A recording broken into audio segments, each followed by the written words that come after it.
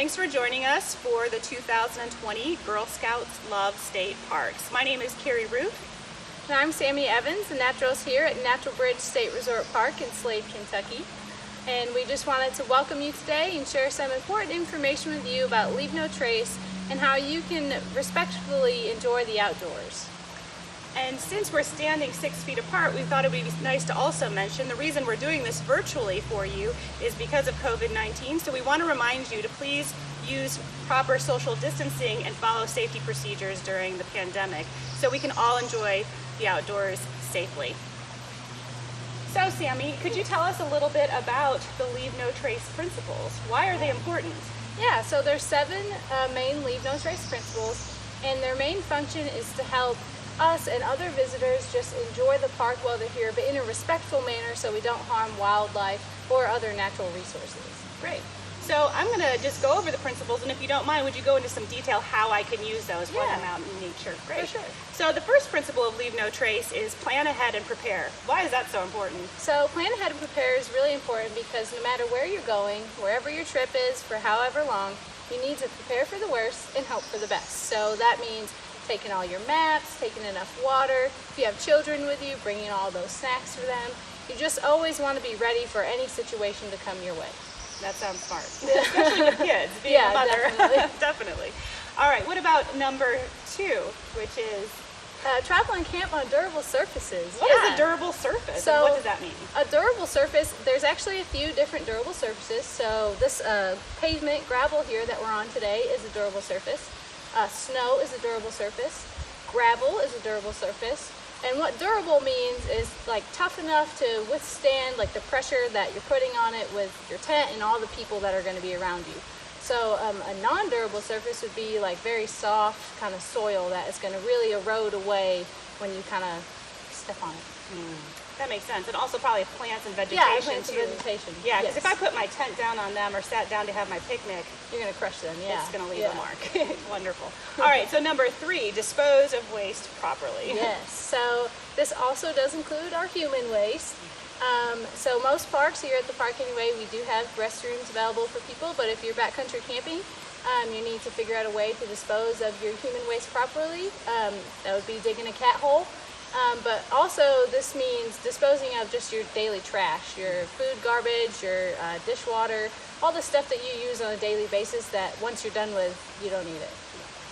That's enjoyable for other hikers as well, Yes. to not see Yes. the remnants of people's toilet paper and trash. Very true, definitely. yeah. Not just the wildlife. Right. All right, and how about number 4? Leave what you find. Yeah, so you want to leave what you find for other visitors to enjoy the park or the wildlife that you're in. So instead of like picking this plant here or taking this rock over here, I'm going to leave it so that when you and your family come, you guys can enjoy it after me. That makes sense. Plus, don't we have some plants here in Kentucky that if you picked, you're going to have a lasting memory? You do, yeah. I would definitely not advise of picking anything while you're at the parks. Just take pictures so you can remember it. Great. And so that brings us to number 5, yeah. which is? Our minimize campfire impact. So basically what this means is if you have an established fire ring, you should try to use that, not build your own, not just burn your fire on the ground. Try to protect it in that containment. And also don't burn like trash and plastic. Those emit toxic fumes that we don't want to breathe in and we don't want others around us to breathe in. That makes sense. What about bringing campfire wood? I've heard something about that not being a good idea when you go somewhere else. Yeah, so it's usually not a good idea because there's different wood and different forests, and we don't want to transmit any invasive species from other parks across like our lines and stuff. So yeah, you should probably check your regulations before you go, but I would purchase wood at whatever campsite you're going to. Makes sense. All right, and how about number 6? So respecting wildlife. So it's important to respect wildlife from a distance. We kind of have a rule of thumb, and if you go like this and close your eye, and if the animal is behind your thumb and you can't see it, you're at a good safe distance.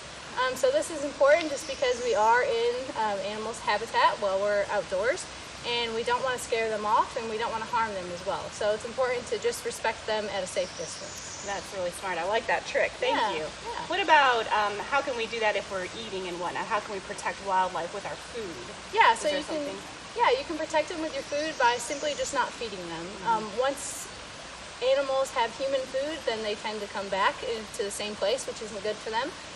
So when you're done with your food, just kind of make sure you pick it all up, package it away. That way you don't leave it out for animals to get into. Okay, and if we were going to spend the night, that's especially important, I guess, to make sure the food, because animals can climb. Yes, yes they can. And they can open things magically. They're very smart, for sure, yeah. Definitely. Okay, and that brings us to our last principle, which is respect others. Yeah, so this can kind of mean a couple of different things. The way that I try to think about it is if I'm at a campsite here and you're over there, and I'm being super obnoxious, I'm playing loud music, doing whatever, I'm not being very considerate to you and what your family is doing. So just kind of maintaining and respecting your quiet hours. Again, picking up all your trash, that way you don't ruin their visit. And just making sure, sometimes you might want to check the regulations of bright colors and stuff. Sometimes people might have a bothersome to bright neon color, so if you use down earth colors, it might be better for them. And that way you can just ensure that you're having a good time, and I make sure that you're having a good time too. Thanks, Sammy. That's great information we can use anytime we spend outdoors. Yeah. Now, take a look at these photos, and I'd like you to determine which principles were not followed.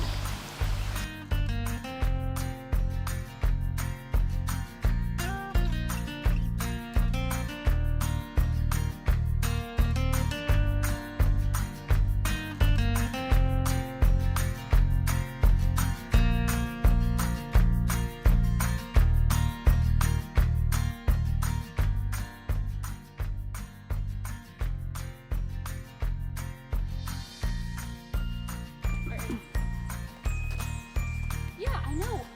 I can't believe that happened either. Well, are we still on for Saturday? Oh my God, you're kidding me. Seriously? Oh my gosh. Okay, well, I'll just have to call and cancel those reservations then. Yeah, I know. I can't believe it. Yeah. How do you think you did? Let's check your answers.